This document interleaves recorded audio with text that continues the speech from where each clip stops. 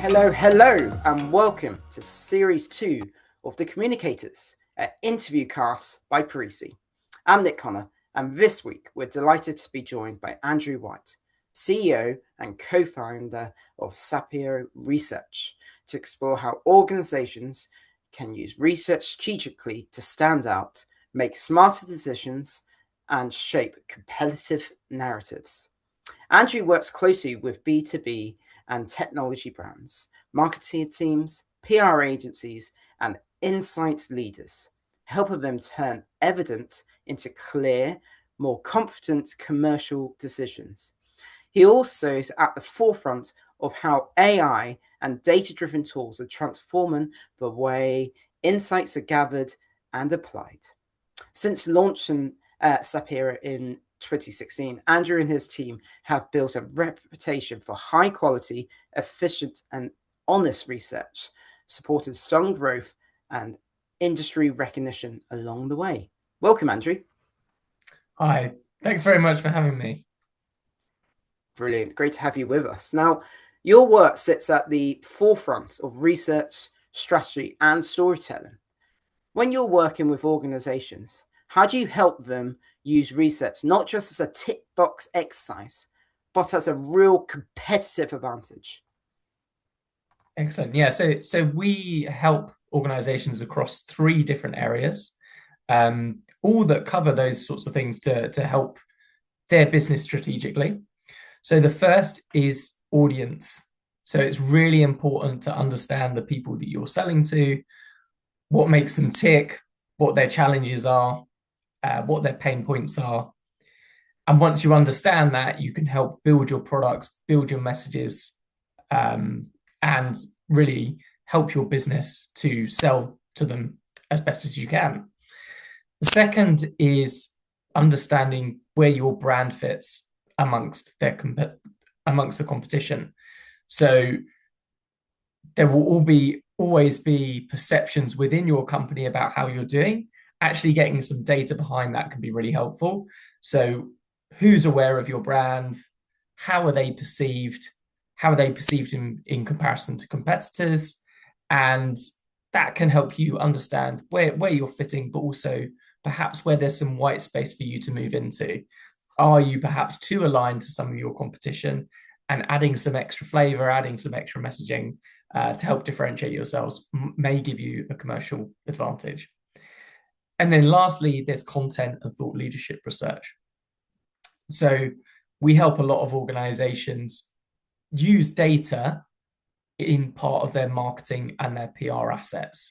So often running a survey or doing a piece of research around a topic that they're interested in or they think their clients will be interested in, and putting that into assets such as white paper reports, blogs, but also events, webinars such as this as well, and really using that data to pull people in, to get people interested and to build their authority within the space as well.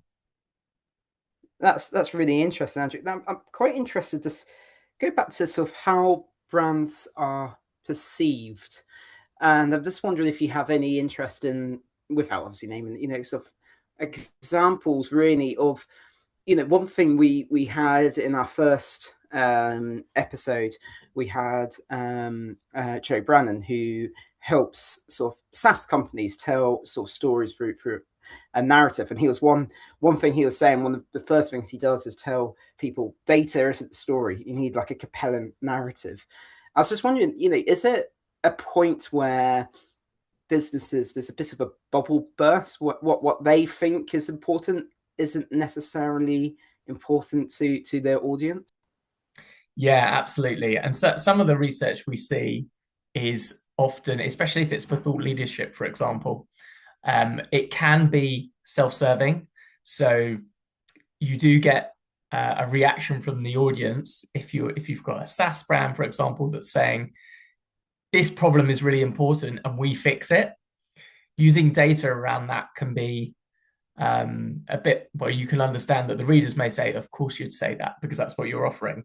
So I think the really important bit is to tell a story that is interesting, but has some relation to what your product is, but also gives a wider interest into something that might not be um, that might be an unknown, that might be a topic that perhaps there is some controversy over. I think there was one example recently where a client did some work on working families.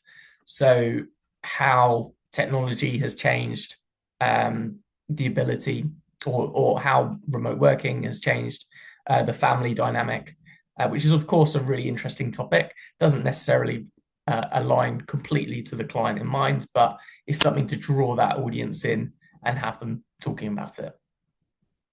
And so, how do you do that conversion from data to that narrative? I mean, where are those gems? How do you find those gems? Yeah, often it starts from the very start of the research. So, really understanding what the data points you want to collect are. Um, it's not a case of designing the questions to get exactly the answers you want, but it's certainly designing questions to help you get the type of data that's going to help you potentially tell a few different stories. And that questionnaire design is really important. It's also important to almost ask questions that you don't know the answer to, ask questions that there may be conflict between different respondents. There may be segments of the audience that think one way, segments of the audience that think another way. And that initial design part of the research can be really important in building out, the future success of the research you run. And then when it comes to the data and analyzing the data, building out the narrative is a complex process. It's not just a case of reeling off statistics from the questions that you've asked. What's often is important is, yes, looking at that total respondent base and finding out what some of the key stats are, but it's then digging into it further. So that could be looking at cross sections of the data. So, for example, maybe small companies think X, large companies think Y, or certain sectors are behaving differently. This can add real insight into the differences between different segments, and then on top of that, providing context as well to the results. So questioning, why is this the case? And it may not be that you have a data point on that, but maybe you can pull data from other sources. Maybe you can build out an argument around a certain opinion or thought that people have, and really drive a more narrative based approach as opposed to just saying X% say this.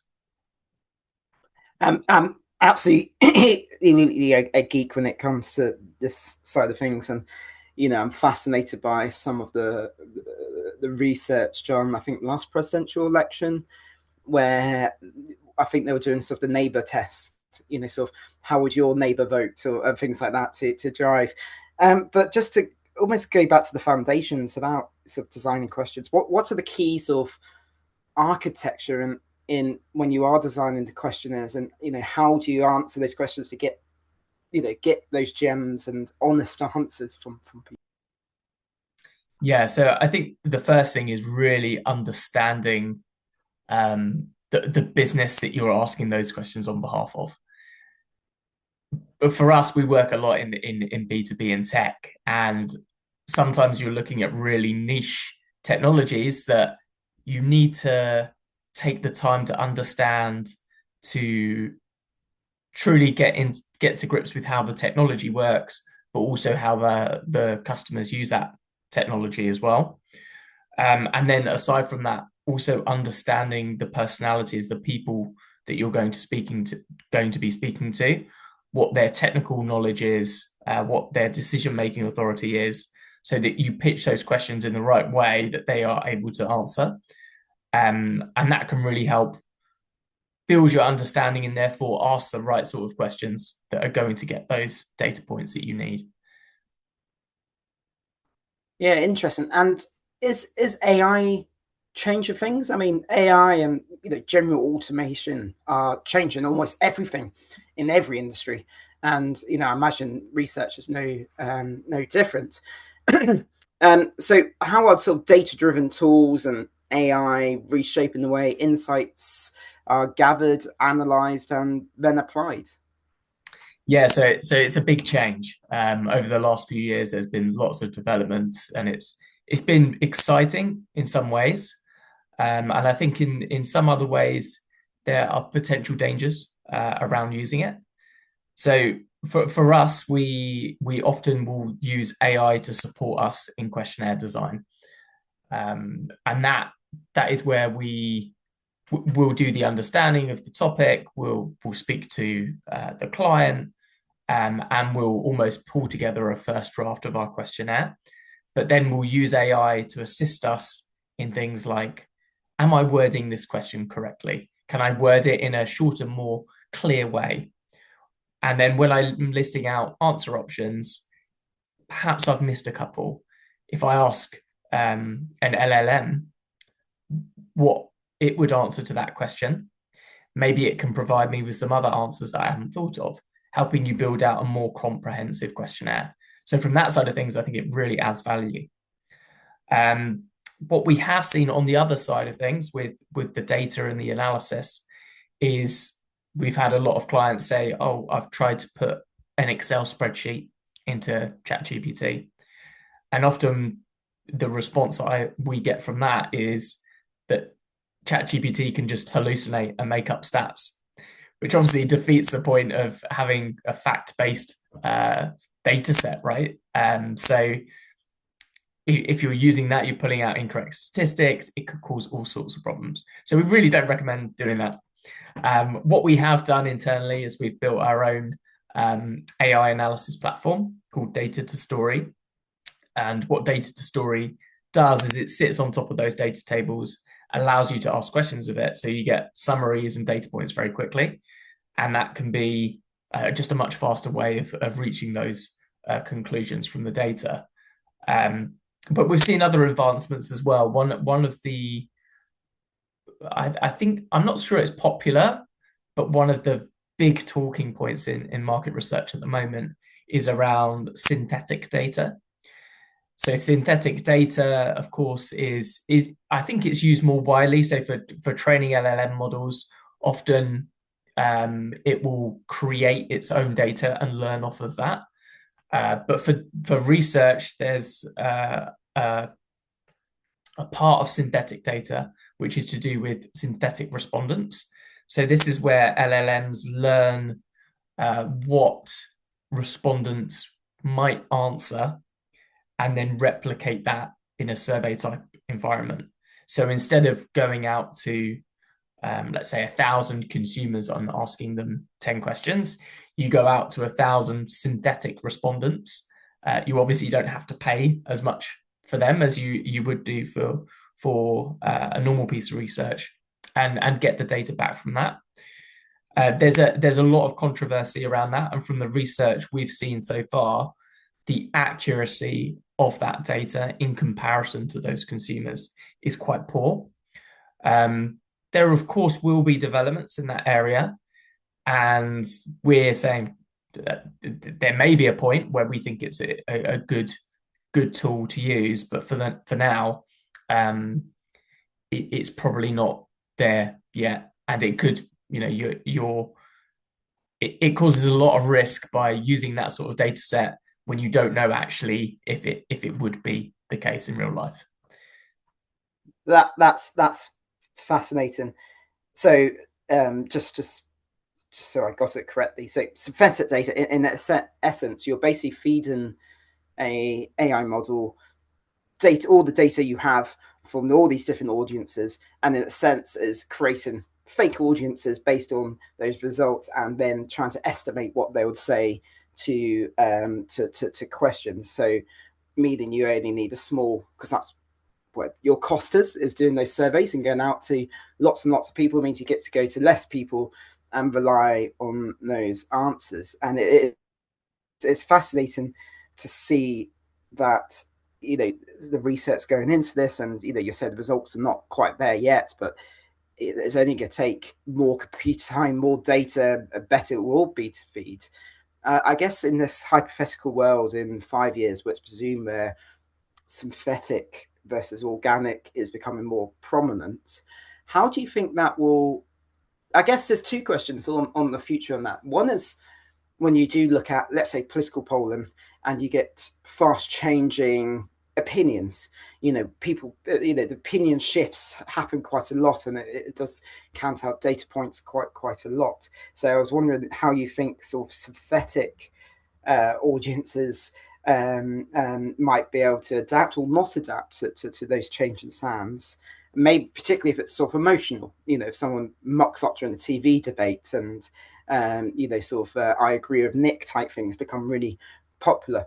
But then more specifically into where you guys are in very niche audiences, business audiences, and then you could break it down into people who really care about, let's use guitars, guitar manufacturing or investing in guitar manufacturing and string, really, really niche audiences. How, the synthetics are quite wide and they might take certain presumptions which don't necessarily have like a knowledge area. So I'm just, sort of explore the world of the synthetic when it does get better, and maybe, sort of where this is. Yeah, I mean, my major criticism of it is its inability to deal with fast changing results. So often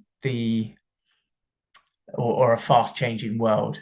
Often when you're thinking about what data has this model been trained on, is it data from a year ago, 2 years ago, 3 years ago?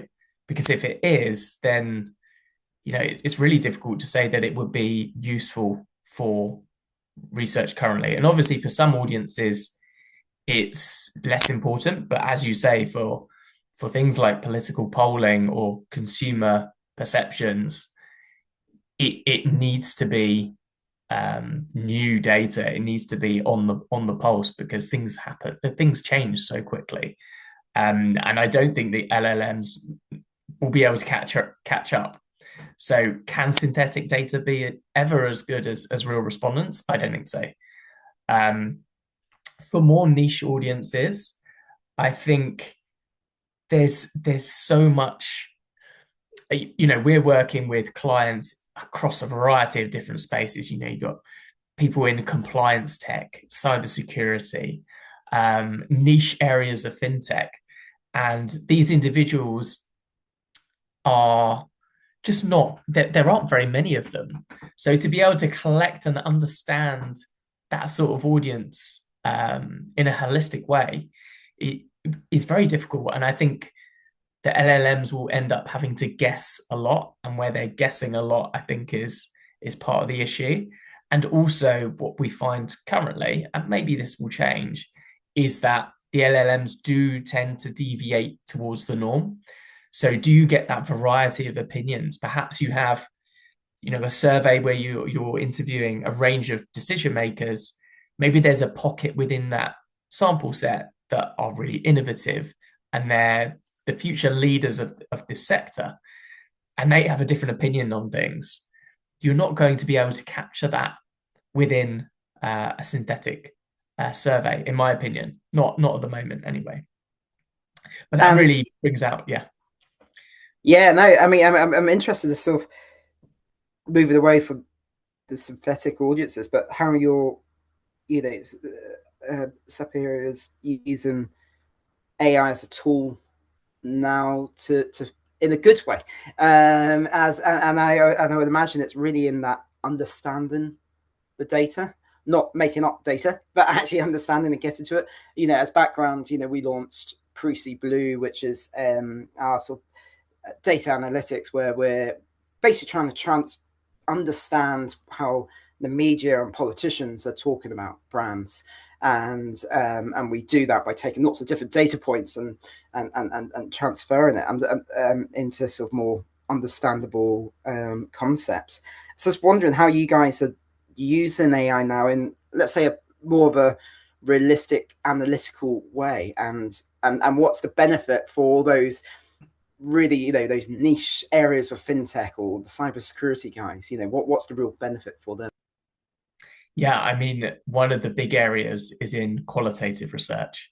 So when we used to do qualitative interviews where we talk to professionals about their jobs, what their pain points are, what their challenges are, we'd record those conversations and we'd create transcripts of those conversations.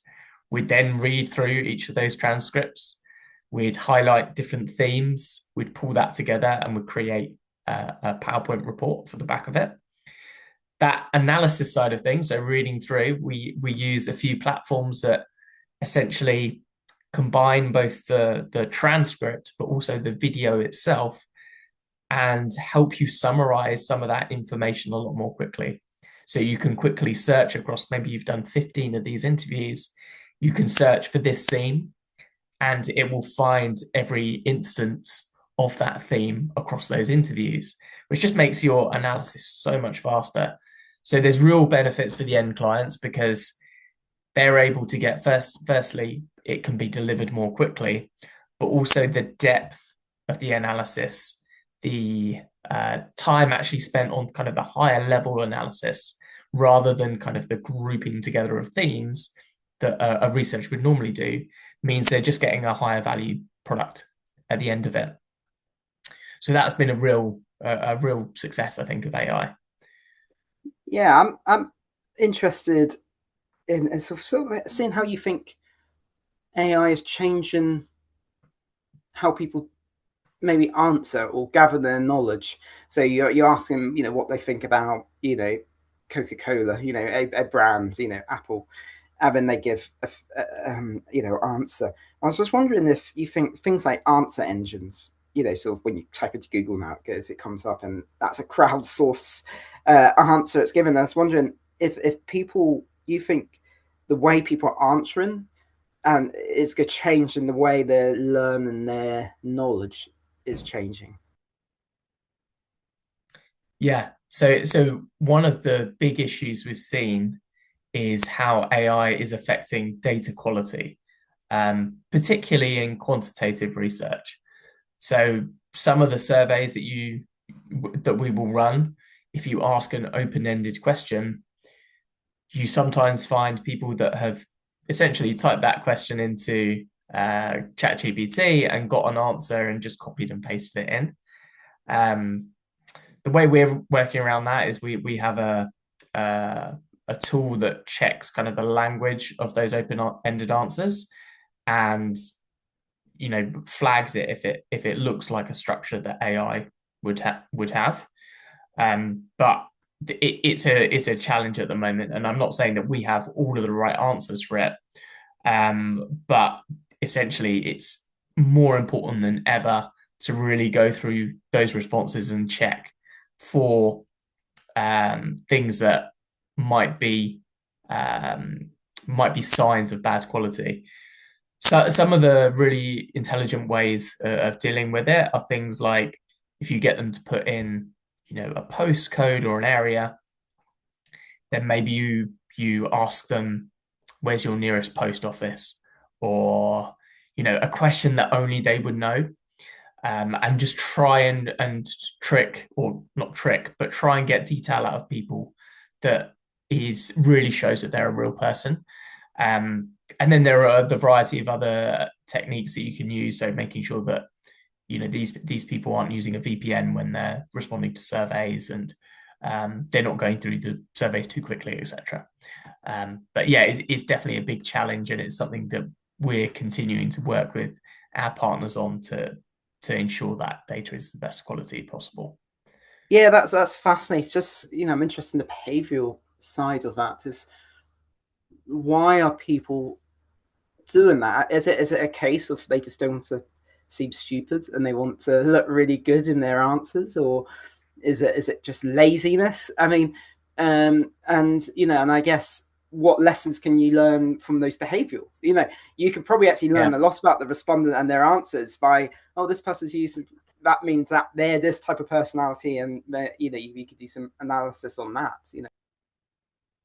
Yeah, there are two sides to this. I think the first in how people answer questions. So one of the things I say to clients is if you ask a question about how confident are you that you can do X, Y, Z, people will overstate their confidence every time because people don't like to say that they're not good at something. So often asking the question in a slightly different way can help you get that information out of them. And then the second side is just the fact that we're paying people to complete these surveys. So that does mean that some people will look at that an opportunity to earn money. And that's where you get fraud. So sometimes you have groups or fraudulent groups that are trying to get the money from the surveys and using techniques to try and get through to and get paid their incentive. So that's why it's really, really important that there are practices in place to stop that from happening. Thanks very much, Andrew. Before we go deeper, I'd just like to take a moment to tell our listeners a bit about Precy. Precy are specialists in communications, helping organizations achieve their commercial objectives, whether that's raising their profile, boosting revenue, or attracting new clients and investors. We combine traditional PR and public affairs with marketing and content-led strategies, focused on delivering real outcomes, not just ticking boxes. Now, Andrew, for marketers, PR professionals like myself, and sort of insight leaders listening today, especially in the world of B2B, and you mentioned technology in those niche areas like fintech and cybersecurity. What practical advice would you give them if they wanted to get more value from their research? Yeah, I mean, I think the really important thing again is the questionnaire. If you spend time working on the questionnaire, you make sure that you've got really good context. You bring in sources from various different places to inform what you're going to ask about. That's just going to give you better data at the end of it that you can use.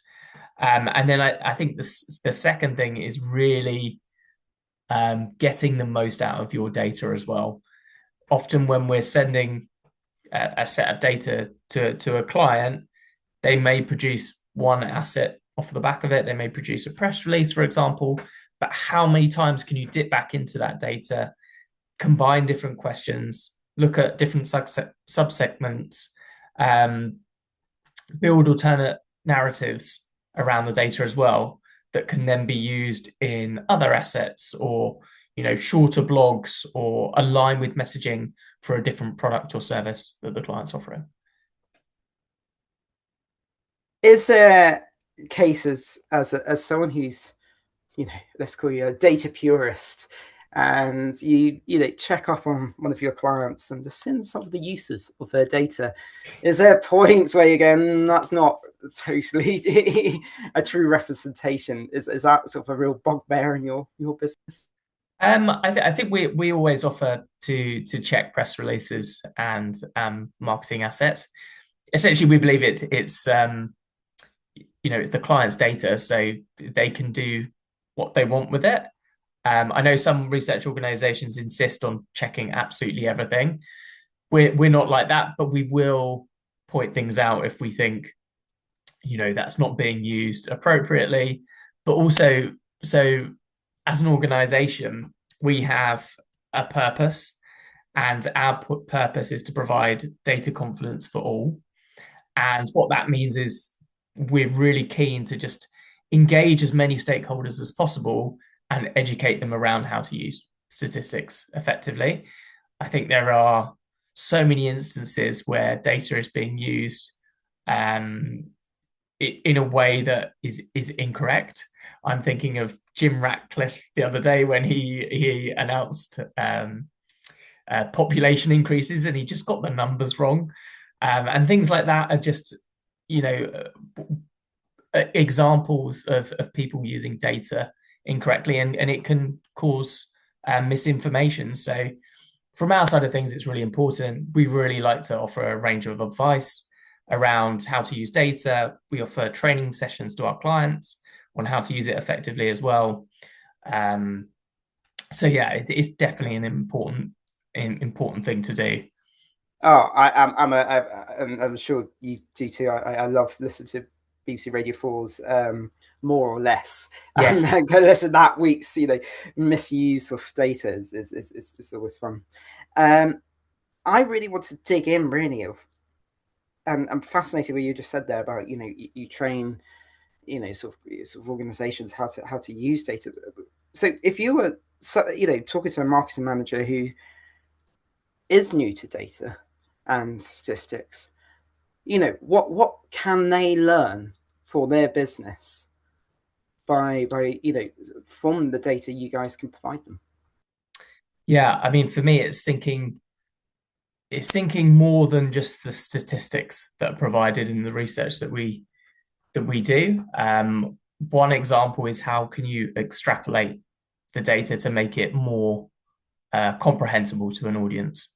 So I think there was an example about, you know, a percentage of people within the UK had a certain opinion, and this was the equivalent of the entire population of Latvia. And that's obviously like a really good way of getting to people to think about, oh, how does that relate to reality?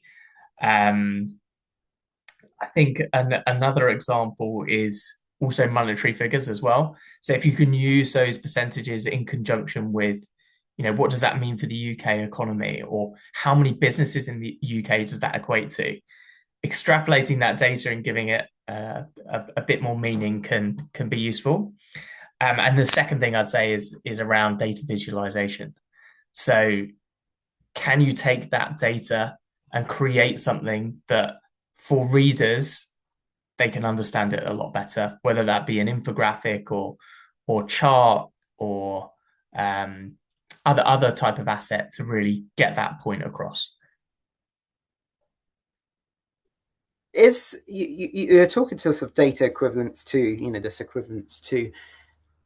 Now I know from speaking to your industry peers versus talking to let's say journalists, there seems to be a difference on data source, like how many people you're asking, right? Journalists want the largest number as possible for it because they see it as being true. You guys will always come and tell me, no, our data is really good.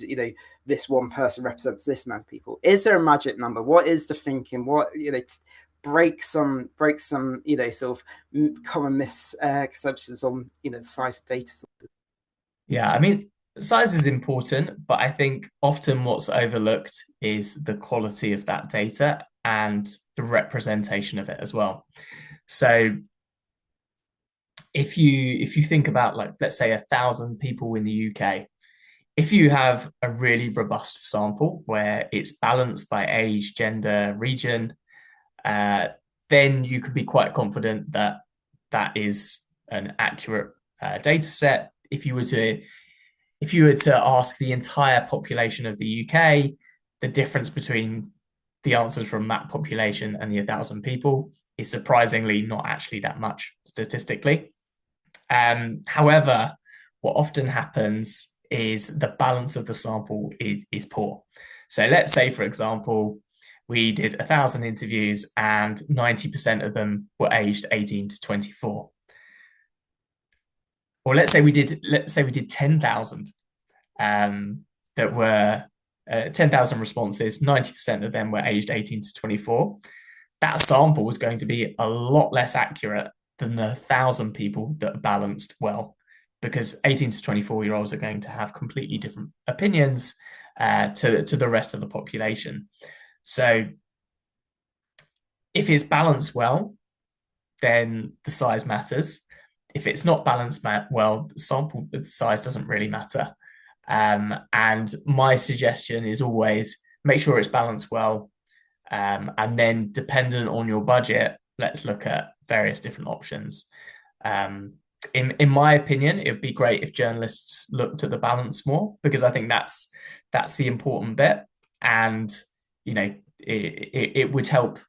Maybe I think some of it is explaining that and explaining why that's important as well to the readers. Yeah, I mean, my background is in politics and one of the great advances I've seen over the last sort of 10 years is the advancement of MRP polls, and journalists love them because they go, look at this data source, they're huge. But actually, the conclusions are actually coming from even smaller subsets, right? Yeah. Because they're going to constituency level and they're finding, maybe one or two people over 60, one or two people, 35 to 40, whatever the subsets may be. So it's actually, actually smaller data sets that they're drawing the conclusions. But I guess that's and how and that's the key here. It's drawing conclusions from the data. And how do you do that? And I guess tying in, is AI helping that? Well, technology doesn't have to be AI technology. Is that helping sort of drawing those conclusions? And how do you do it truthfully? Yeah. Yeah. I think at the moment with the LLMs, that when you're looking at raw data, when you're looking at statistics, it doesn't deal with numbers as well as it could do. And I think that means that the potential around analysis, like deep data science analysis with AI, is quite tricky at the moment. There's certainly advantages. There's certainly um, shortcuts or ways of doing things a little bit faster. But in terms of summarizing and pulling out those things in a really detailed way, I don't think it's quite there yet. There's a lot of room to improve. However, with the AI platform that we've built, there are ways of getting faster to a summary. I think with opinion polling, as you say, like with the MRP polls, it's improved dramatically the accuracy of the opinion polls, and I think that's a lot down to the data collection, the rigor, the attentiveness to that data set rather than anything that AI could potentially do. And to look at the other area of what you offer to your clients, it's, I think the word you used earlier was sort of visually telling the story. Mm. And is there a way, and maybe AI isn't going to help, but is there a way of taking, adapting that data into a compelling narrative? I mean, how do you do it? How Yeah. do you take data and turn it into a story? And is it being helped with advancements of technology? Yeah. So taking data and making it into a story and then visualizing that story is a long process. And I think there are various techniques that are used. So it's first of all finding out what the stats are that really make the story, the ones that are the key headlines. And that may be, what are the biggest stats? What are the ones that are hard hitting and going to be able to get that headline? What are the ones where there's a bit of division between different audiences? Um, and then from those groups of statistics, it's about how to pin that to the context, what's going on at the moment, why do these statistics matter, and then doing things like the extrapolation of the data. Now, using technology, using AI with platforms like our own are a really great way of summarizing that data. It can help pull summaries from different subsegments. It can help you test hypotheses. It can build out kind of initial storylines for your study. And then for the more visualization side of things, what there are some tools out there that I believe use AI to visualize some of your data in terms of charts. That technology is still building. I haven't seen examples where there's been a really, really good platform that does it. I know if you put the data in ChatGPT, for example, the charts and the visualizations it creates can have hallucinations, can look a bit awkward. So yeah, my recommendation is always, if you are looking at AI to do that side of things, make sure there's real evidence that the tool works, and perhaps you're not just using an open source LLM to do it. Thanks so much Andrew. I've been Nick Connor, and you've been listening to The Communicators, an interview series by Parisi. If you'd like to know more about SAPIO Research, check out their resources on their webpage. And if you have any questions for us or Andrew, drop them in the comments. And don't forget to give us a like. Be sure to tune in next time. Thank you.